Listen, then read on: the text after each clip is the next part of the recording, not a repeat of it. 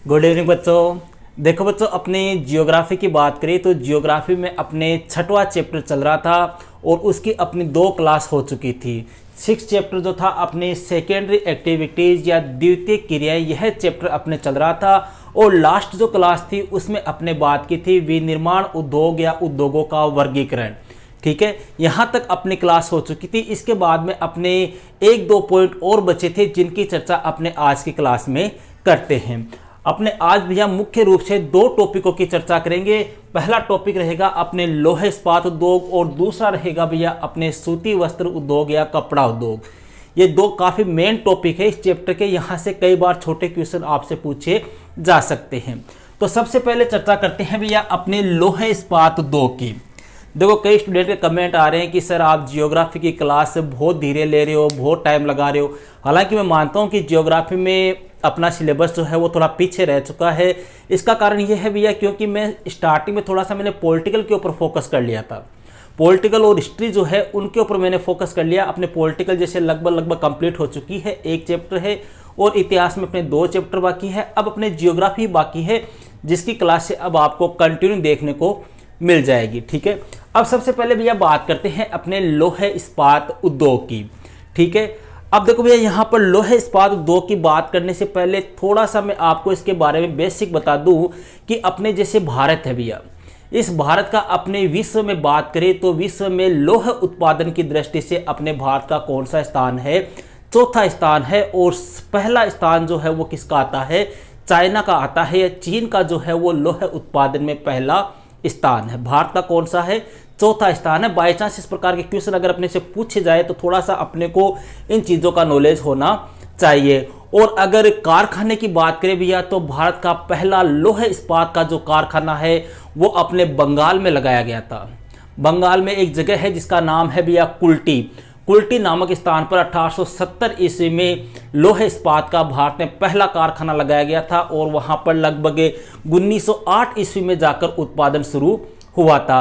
फिर इसके बाद भी अपने निजी क्षेत्र की बात करें तो निजी क्षेत्र में लोहे इस्पात का जो पहला कारखाना था वो था भैया टिस्को, जिसका पूरा नाम है अपने Tata iron and steel company, जो अपने छत्तीसगढ़ का जो साक्षी नामक स्थान है वहां पर भैया स्वर्ण रेखा नदी के किनारे जमशेदजी टाटा द्वारा 1907 में लगाया गया था। ये थोड़ा सा अपने को मतलब जिस उद्योग के बारे में अपने पढ़ रहे हैं उन उद्योगों के बारे में थोड़ा सा अपने को बेसिक पता होना चाहिए। अब बात करते हैं भैया अपने लोहे इस्पात उद्योग की। देखो भैया, इसे आधारभूत उद्योग भी कहा जाता है। किसे? लोहे इस्पात उद्योग को आधारभूत उद्योग कहते हैं। अब बात यह आती है कि सर इसको आधारभूत उद्योग क्यों कहते हैं? क्वेश्चन आ गया कि लोहे इस्पात उद्योग को आधारभूत उद्योग क्यों कहा जाता है 1 नंबर का। तो सीधा सा ध्यान रखना भैया, इसको आधारभूत मतलब ये अन्य उद्योगों के लिए क्या देता है? आधार उपलब्ध कराता है। अन्य उद्योगों को ये कच्चा माल उपलब्ध कराता है। इसकी वजह से इसे आधारभूत उद्योग कहा जाता है। इसे भैया अपने भारी उद्योग भी कहा जाता है।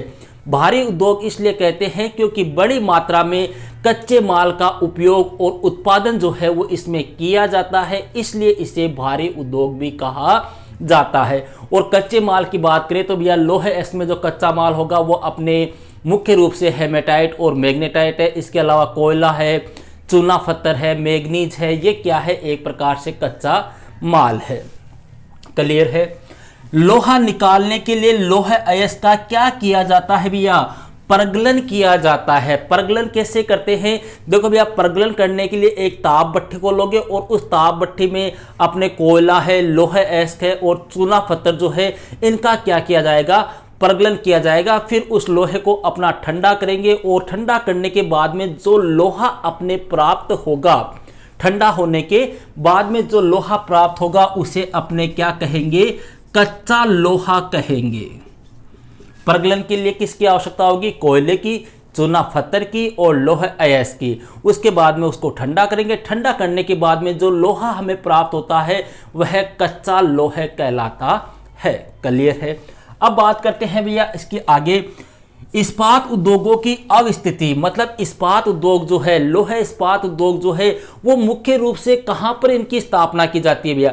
देखो, छोटे मोटे जो उद्योग होंगे लोहे इस्पात के वो तो बाजारों के समीप स्थापित किए जाएंगे। क्यों? क्योंकि बाजारों से उन्हें आसानी से कच्ची सामग्री उपलब्ध हो सकती है। छोटे उद्योगों की बात करें, और बड़े उद्योग जो है भैया, बड़े उद्योग कहां पर स्थापित किए जाएंगे, जहां पर उन्हें लोहा, अयस्क, मैग्नीज, चूना पत्थर क्या हो, उपलब्ध हो। मतलब ये कच्ची सामग्री जो है वो आसानी से उपलब्ध हो सके, और इसके साथ ही साथ जहां कच्चा माल का आसानी से क्या हो सके, पहुंचाया जा सके या लाया जा सके। कहने का मतलब हो गया जो बंदरगाह वगैरह होते हैं, जो समुद्री पतन वगैरह होते हैं, वहां पर ऐसे उद्योगों की स्थापना की जाती है। इसकी चर्चा आपने पहले भी कर चुके हैं। अब बात करते हैं अपने लोहे उद्योगों का संपूर्ण विश्व में वितरण। मतलब लोहे इस्पात उद्योग जो है भैया, उसका विश्व में किस प्रकार से वितरण है, कहां कहां पर यह मुख्य रूप से पाया जाता है। देखो यहां पर अपने कई जगहों के नाम है, कई देशों के नाम है। हालांकि उनको याद करने में हो सकता है आपके थोड़ी सी परेशानी हो, लेकिन मुख्य रूप से दो चार नाम है वो आपको याद रखने बहुत जरूरी है। देखो भैया, वितरण, सबसे पहले बात करते हैं भैया लोहे इस्पात उद्योग जो होता है, इसके लिए क्या चाहिए, अधिक पूंजी चाहिए। क्यों? क्योंकि बड़ा उद्योग होगा, और भैया जितना बड़ा उद्योग होगा उसके लिए उतनी ही ज्यादा किसकी आवश्यकता होगी, पूंजी की आवश्यकता होगी, धन की आवश्यकता होगी। क्यों? क्योंकि यह कैसा उद्योग है, एक जटिल उद्योग है। इसके लिए अधिक पूंजी भी चाहिए, अधिक मशीनरी भी चाहिए, अधिक श्रम भी चाहिए, कुशल कारीगर भी चाहिए, सब कुछ ट्रेंड होना चाहिए। क्लियर है? केंद्रीकरण की बात करें तो भैया केंद्रीकरण की दृष्टि से मुख्य रूप से देखें तो अपने उत्तरी अमेरिका, अपने यूरोप, अपने एशिया के जो विकसित देश है, वहां पर इस उद्योग का मुख्य रूप से क्या है, केंद्रीकरण है। अब यहां पर आपको ज्यादा नहीं तो आपको भैया उत्तरी अमेरिका की एक जगह है जिसका नाम आपको ध्यान रखना है, पिट्सबर्ग। पिट्सबर्ग, इसके अलावा और भी बहुत सारी जगह है, शिकागो है, गेरी है, क्लीवलैंड है, लोरेन है, बफेलो है, स्पेरोज है, पॉइंट है, मॉरिस विले है, ऐसी बहुत सारी जगह है। लेकिन मुख्य रूप से आपको तीन तो ये उत्तरी अमेरिका, यूरोप और एशिया के विकसित देश, ये नाम याद रखने हैं। और उत्तरी अमेरिका में मेन आपको कौन सा ध्यान रखना है, पिट्सबर्ग ध्यान रखना है। क्यों भैया? क्योंकि पिट्सबर्ग जो है इसको जंग का कटोरा कहा जाता है। क्या कहते हैं? जंग का कटोरा। किसको? पिट्सबर्ग को। अब क्यों कहते हैं, यहां पर ये क्वेश्चन पूछ ले अगर बाय चांस, या तो सीधा क्वेश्चन पूछते हैं कि उत्तरी अमेरिका का वह कौन सा क्षेत्र है जिसे जंग का कटोरा कहा जाता है।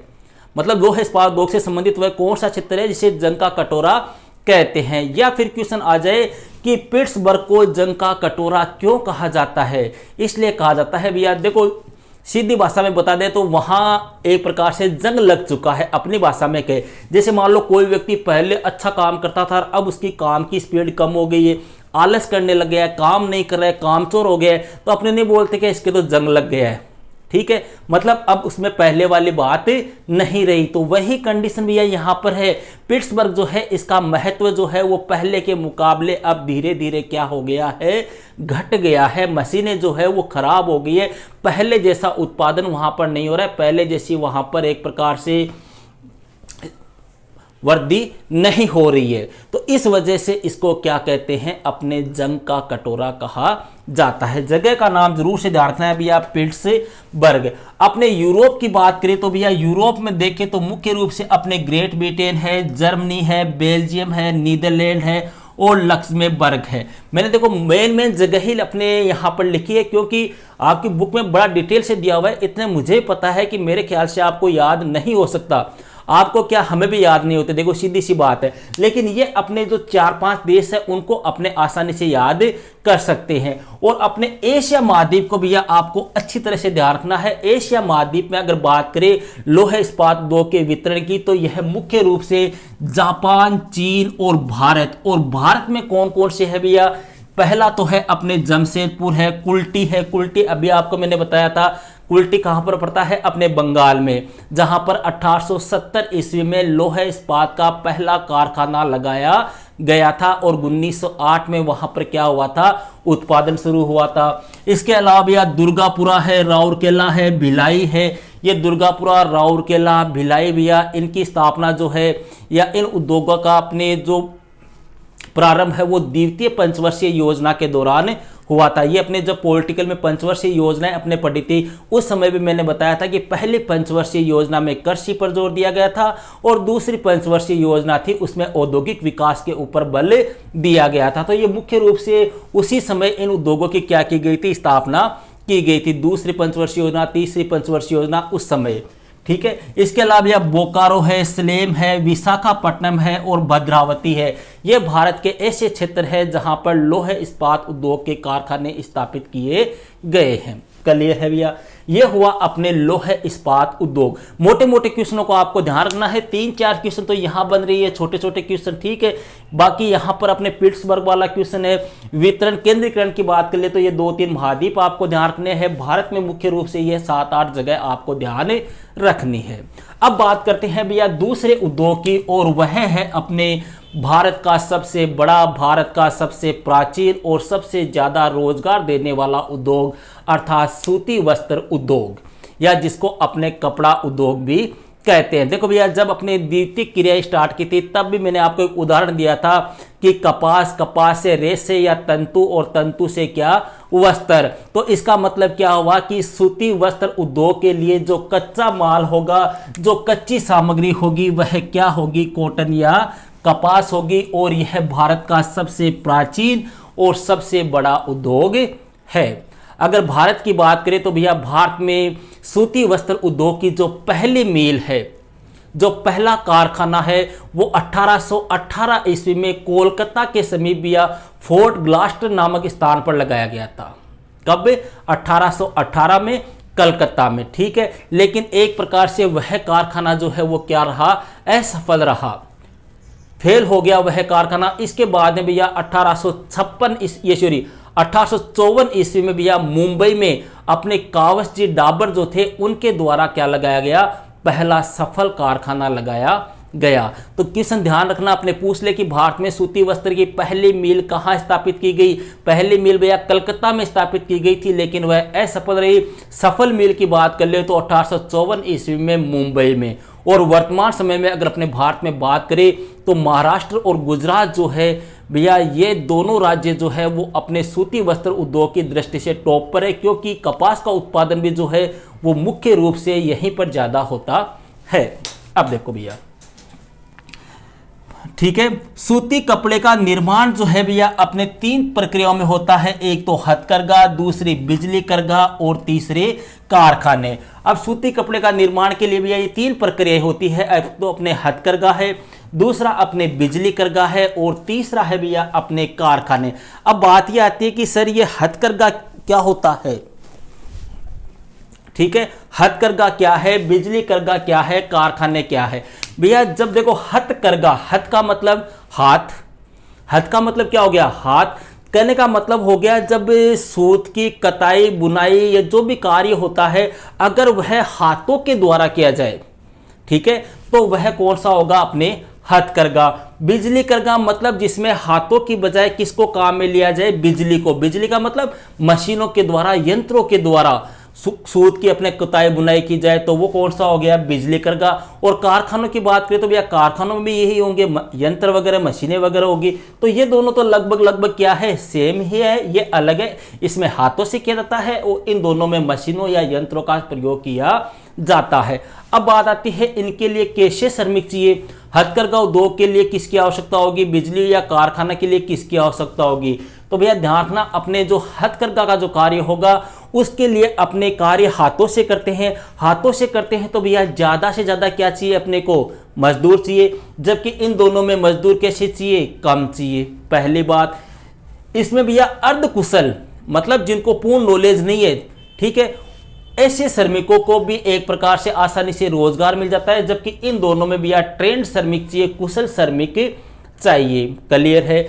इसमें भैया कम पूंजी की आवश्यकता होगी। इसमें यहां पर अपने यंत्रों को खरीदने के लिए, मशीनों को खरीदने के लिए, इनके लिए भैया अधिक पूंजी की आवश्यकता होगी। तो ये थोड़ा सा आपको ध्यान रखना है हथकरघा का और बिजली करघा और कारखानों का। क्लियर है यहाँ तक। अब बात करते हैं भैया वितरण की। वितरण में कोई विशेष नहीं है, अपने 5 से 7 देश है, उनके नाम आपको ध्यान रखने हैं। 2 ही क्वेश्चन यहां पर आपके बनते हैं। पहला क्वेश्चन आता है भैया 50% से ज्यादा उत्पादन जो है वो सूती वस्त्र उद्योग का मुख्य रूप से अपने भारत, चीन, अमेरिका, पाकिस्तान, मिस्र और उज्बेकिस्तान में किया जाता है। भारत में पहली मिल कब स्टार्ट हुई, कहाँ हुई, कैसे हुई, वो मैं आपको बता चुका हूं। और वर्तमान समय में अपने गुजरात और महाराष्ट्र। अकेला यूरोप भैया विश्व का लगभग आधा कपास क्या करता है, आयात करता है। यह क्वेश्चन एक बार पूछा हुआ भी है कि कौन से महाद्वीप के द्वारा कपास का सबसे ज्यादा आयात किया जाता है, तो कौन सा है, अपने यूरोप। तो ये था भैया आपके पाठ नंबर 6 द्वितीय क्रियाएं। यह चैप्टर अपने कंप्लीट हो चुका है। अब अपने इस बुक की बात करें तो इस बुक में 2 चैप्टर अपने शेष रहे हैं, जिनकी चर्चा अपने नेक्स्ट वीडियो में करेंगे। ओके भैया, दैट्स ऑल।